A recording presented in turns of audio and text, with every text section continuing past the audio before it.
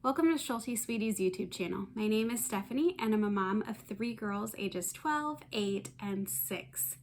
So we recently just got back from our most recent trip to the Smoky Mountains.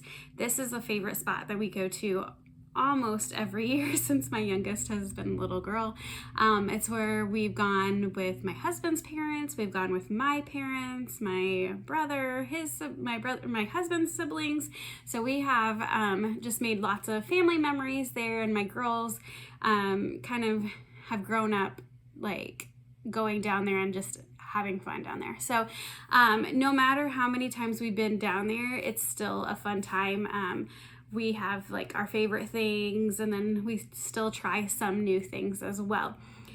So I just kind of wanted to go talk about it and give you like the aspect of going as homeschoolers on this trip. I know the Smoky Mountains is a very popular destination for many people, but there are things like that you can do to help make it like a rich experience for your children as homeschoolers. So things that I know about and that we've experienced, and how we kind of make it into like homeschool days, because we usually go during the school year. We hardly go during like the summer like months when kids are all out of public school. We recently went in August, but it was after many schools had already started school. So for the most part, it was like there weren't as many kids my kids' age like at the beginning of the week. So we actually have a pop-up camper, and so we took that down. This is our second time with our new pop-up camper going down there. Thankfully we did have air conditioning in our camper because it is hot down there right now. Of course it's hot pretty much everywhere, it seems like right now. But so one of the places that we like to stay at in our camper is Greenbrier Campgrounds. It's east of Gatlinburg town. And so we really enjoy it. They have a big playground area. They've been having like blow up slide things. They have a nice creek that we like to play in. Like there's like a little rushing rapid a little bit that they like to use their floats on, or a rock to jump off of. There's like a little sandy area that you can sit on too. Then there's like most of the camp area like has woods, and so that is nice to have the shade. There is behind where we were, and quite a few of them, there's like part of the creek too, behind our campsite that we were just at. And so like my middle, who loves exploring and animals, she was always down there playing around and stuff too. So and the bathrooms are they're in this like one main building, but they are individual, so you have the toilet and the shower, and they're usually really clean. So we really like this campgrounds. We got it for about $75 a night. Not exactly the cheapest campground area, but it was still cheaper than getting a whole cabin. So we have also stayed in, there was another one that we stayed in a few years ago around Halloween, and they had a fun like time with Halloween. We didn't really enjoy that campground as much, and we also have stayed in Elkmont in the national park. But that one we didn't have electricity or running water in our campground. We could have maybe used like the tank for our water, but we actually stayed in a tent that time. So that one, it was a fun experience, but I wouldn't want to do it long term for very many days to camp down there. But we really do enjoy the Greenbrier campgrounds, and like on Friday night they had the ice cream truck go through, and so that was kind of a fun thing. And then Friday night they had like a movie on the lawn and stuff. So they have a lot of fun activities and different things, and we've gone to them, I don't know, 4 or 5 times. So we have stayed there. And they also have like little cabins or campers that you can rent sometimes. one thing about our family is we don't do a lot of the touristy things that are in like Pigeon Forge, Sevierville, or Gatlinburg. We don't do a lot of them, but we have done a few of them. Most of them, like some of the shows, the dinner shows and things, we haven't felt were so cost effective for our family because we have a couple of picky eaters and girls that don't really eat a ton of food. And so I know that they would like the show, but I'm like, they have to have dinner, and it hasn't been worth it.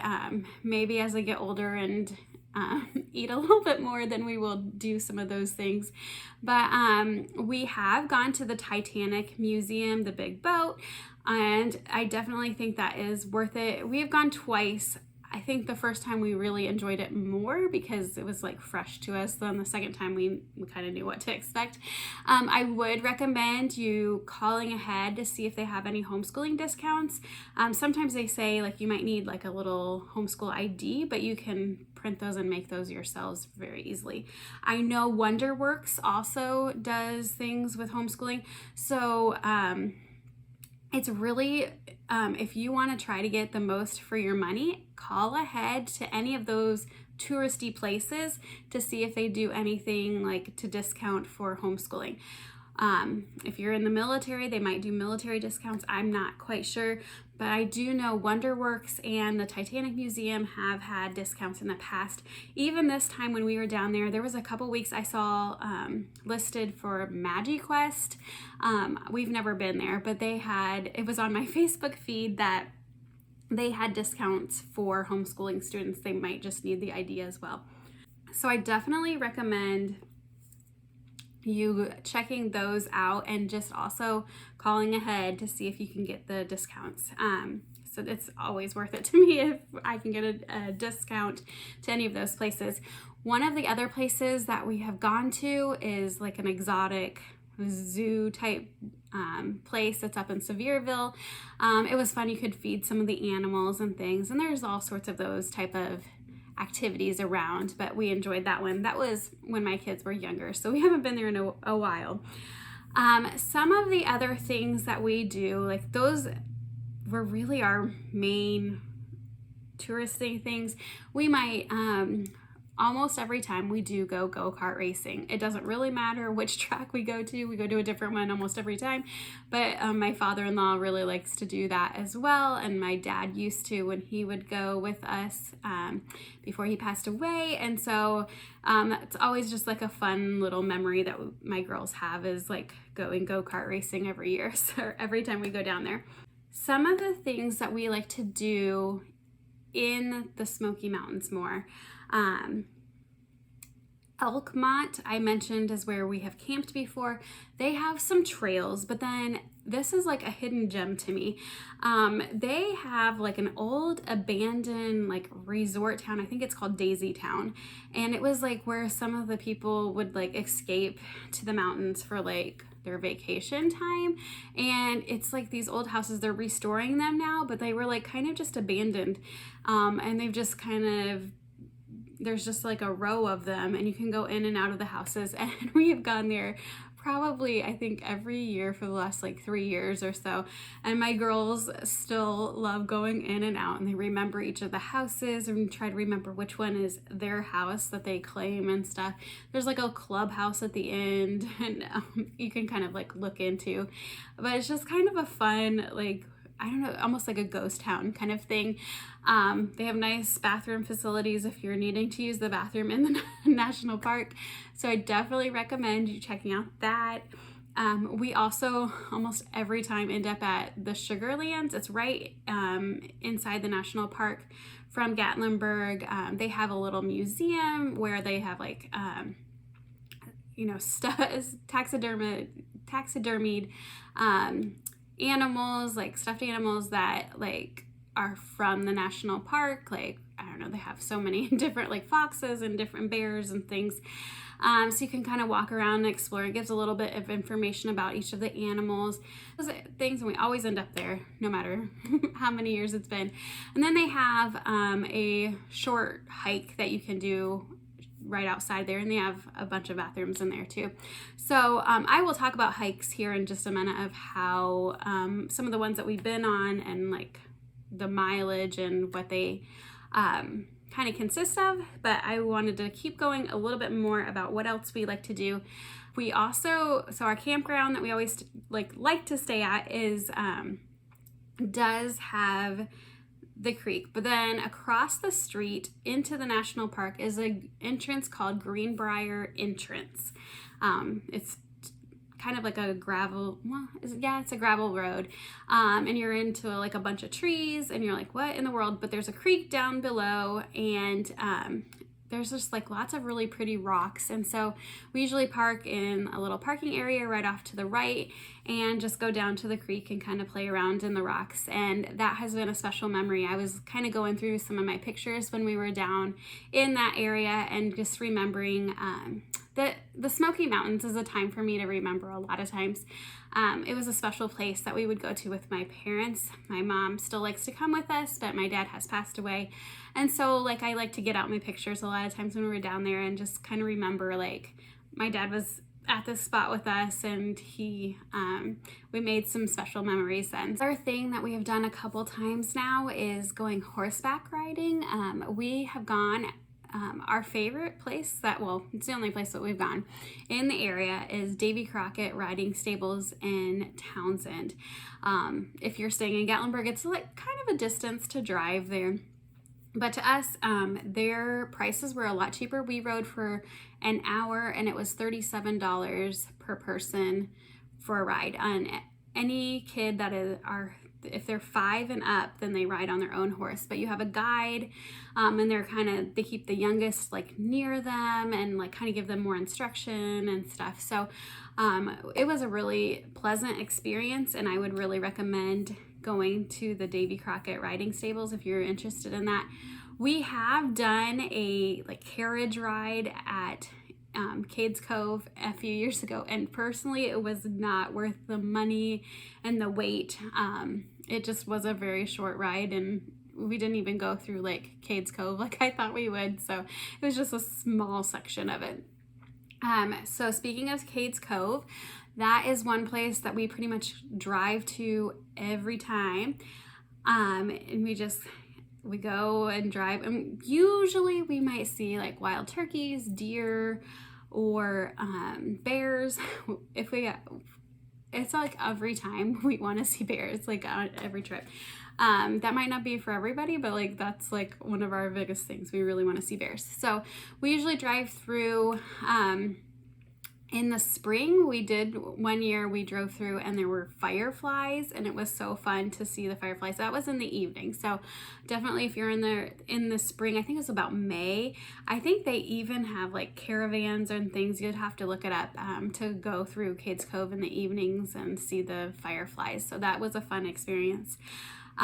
We really like, you can get out and go see like the churches that are abandoned there, and like through the loop there's like houses, there's like a mill, there's all sorts of things that you can kind of go through. At the end there is a small shop and some bathrooms and things. So definitely recommend, if you go through Cades Cove, definitely make sure you have a full tank of gas so that you don't go empty in the middle of it. Make sure you have some extra like drinks and snacks and food, and make sure you don't have to go to the bathroom until like the end, because there's no bathrooms otherwise. So that is what I recommend for Cades Cove. Another fun place that we kind of have discovered in the last few years is clear out. I think it's Tuscaloosa, I don't know. It's like really far out east. I'll have to tell you the title of it. But there is a place where there are elk, and sometimes they're out like mating and stuff. I think it's in the fall when they're like mating. So you can kind of see them out and like roaming around. It's not a very big area. There are like a few like homes you can kind of like look into and go around. And it's kind of a sketchy like road to get back there, but it's been a fun experience. We've only gone twice. Another place you might see elk Could be like around Cherokee, like their visitor center. We have seen some there, I think, or it's like known that they have elk. Another place that can be like a fun thing to go to is to go to Cherokee. We have stayed in Cherokee, North Carolina before, and we didn't have a lot to do, so I don't know if I would recommend staying in Cherokee unless you really want to like immerse yourself in there. But there's like sometimes they have like Cherokee performers and like ones that like do some of like the dances and things. They have stores and all sorts of things. I think there was like a little river you can like go explore and stuff. So there are some things to do there. Of course, there's the casino too they have. And then another place that I would recommend before I start talking about the hikes is Roaring Fork Drive. There are some hikes along the Roaring Fork Motor Drive, but it's a fun drive as well. It's a few miles. It's kind of similar. It's probably shorter than Cades Cove. Of course, it's you enter Roaring Fork from Gatlinburg town, and so it's not as far away as Cades Cove is. Cades Cove is pretty far west from Gatlinburg town. So Roaring Fork is more forest, and whereas Cades Cove is a lot of fields. But you still might see bears. We actually saw some bears crossing right as we were entering. It was like a little cub. I'll show pictures. So we had really like a lot of fun driving through that. And at the end, there are some like little stores, like a blacksmith and some fun things that are like kind of just like old-timey and stuff. They do have some bathrooms at the end as well. So like I would definitely recommend waiting to go to the bathroom there instead of some of like the trailheads. The trailhead ones are not great, so they get a little stinky. So now I just want to talk about some trails that we have been on as a family of 5, and most of our family have done these. So there are like extremely hard ones versus like some really easy ones. So one of the easiest ones is when you go to Sugarlands, there is a Cataract Falls one, and it's like about a mile or so. Some of it is paved, it's pretty flat, hardly any hills. It's kind of a fun little hike. We have done a few different times, and then you get to like a small little falls. So I definitely think that one's good. Another one that is pretty popular is Laurel Falls. That is like 2.6 miles. It used to be better paved. It's kind of eroded a little bit and like not the greatest quality anymore, but many people like it. It is kind of a pretty big incline. Once you get to the top, I mean, you get to the falls. Personally, I don't think that it's like my favorite one because it's always usually really crowded. We actually were on that one year, and it was so crowded, and like it was not an enjoyable experience. So that one's not really my favorite. Klingman's Dome is another pretty popular one. It's about a mile or so, and it's pretty steep but paved. I don't have the best memory on that one. I did do that one when my oldest was like a 1. I think it was like one of our first trips down there as a family, and I fell with her while I was walking because there's like a little dip in the sides, and I fell with her. And so that was like the first day of our vacation, of course. And so like I don't really have the best memory of that one, but it's okay. And there is like an observation tower that you can kind of see all around you and stuff, so that's kind of a fun one. They have a pretty big parking area as well. Around that one is Andrews Bald. That is 3.6 miles. It's kind of a rough hike sometimes, but then you get out and there's like, it's big open area and big kind of like a field. So I think that one was a really pretty one. There is Grotto Falls, and that is one that is on Roaring Fork. There's also a Rainbow Falls that we haven't hiked before, but Roaring Fork, the drive through it's like outside of Gatlinburg.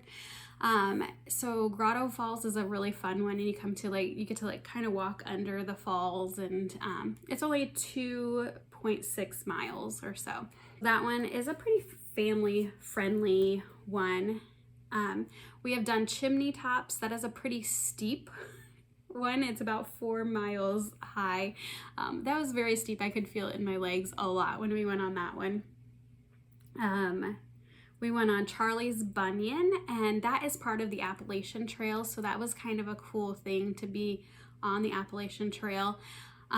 There is partway through, I don't know, when you're about up there or so, close to being up there, there is like a little area where if you're like camping and walking through and hiking through like different trails, they have like a little shelter there and like a makeshift bathroom type thing if you were interested, if you feel the need. It's not really the best facility or anything, but that is just like helpful to know on that hike. And the ones that we have done, especially this time around, we went on Abrams Falls this time, and that is in Cades Cove. That is 5 miles. Oh, I forgot to say, Charlie's Bunyan is 8 miles long. Abrams Falls is 5 miles long. It's 2.5 there, 2.5 back. All of these are a round trip when I say the mileage. And it was a really pretty pleasant hike, and it wasn't too bad of a hike. Can't even remember if we were up and down a little bit, but it seemed more level, I think. But the falls were so beautiful, and like they have a little area, like some people were getting into like the area. Definitely do not recommend jumping in near the falls because you can be pushed under, and like it gives us, there's even a sign there of like how many people have died if they've jumped in near the falls. But out from the falls, you can kind of get in and wade a little bit. My girls were enjoying that. So it was really beautiful. I think that was one of my favorite of the falls in the area. Another hike that we did this time around was Alum Cave and LeConte. So Alum Cave is its own trail. You kind of start out there, and it's about 4.5 miles long. And there are quite a few steps, but it's really pretty. Like you have some lookout places. There's a big like dusty sandy cave that you can kind of sit in at the top of the Alum Cave trail. And it's just a really pretty trail. Like you go over like the river on these like little small river bridges a few times. And so I really think that one is a really fun trip. It's 4.5 miles. But if you wanted to continue this, which we have done 2 times now, you can go on up to LeConte Lodge or even like the summit area. So that total, when we've gone up to like one of the summit areas, we hiked 12 miles when we did this one. So it is kind of a hard one to do. My ankle that I have broken before and have hardware in hurts quite a bit after doing that one, but it is a really fun hike, and it's like a fun one that you like feel like really accomplished that you finished it.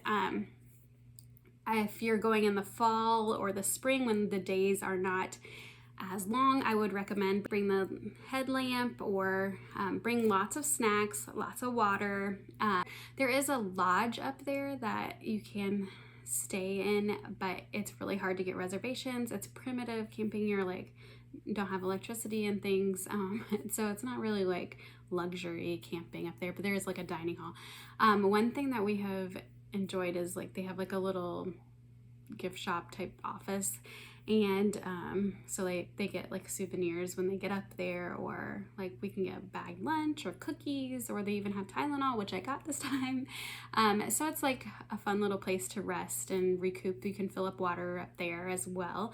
They have bathrooms, not the greatest, but they have bathrooms. And then you can hike a little bit further, which we rested for a little bit, and then we hiked up a little bit further to see like the tops of the mountains. Of course, this time it was like all the smoky, cloudy area, so we didn't really get to enjoy the sights quite as much, but it was still a really fun trip to see different things and to feel good about ourselves that we accomplished this all in one day. We started around 7:30 and got done about 5 in the evening. So that is pretty much it, which I hope that I helped you get some ideas, like if you're a homeschooling family, to go down there.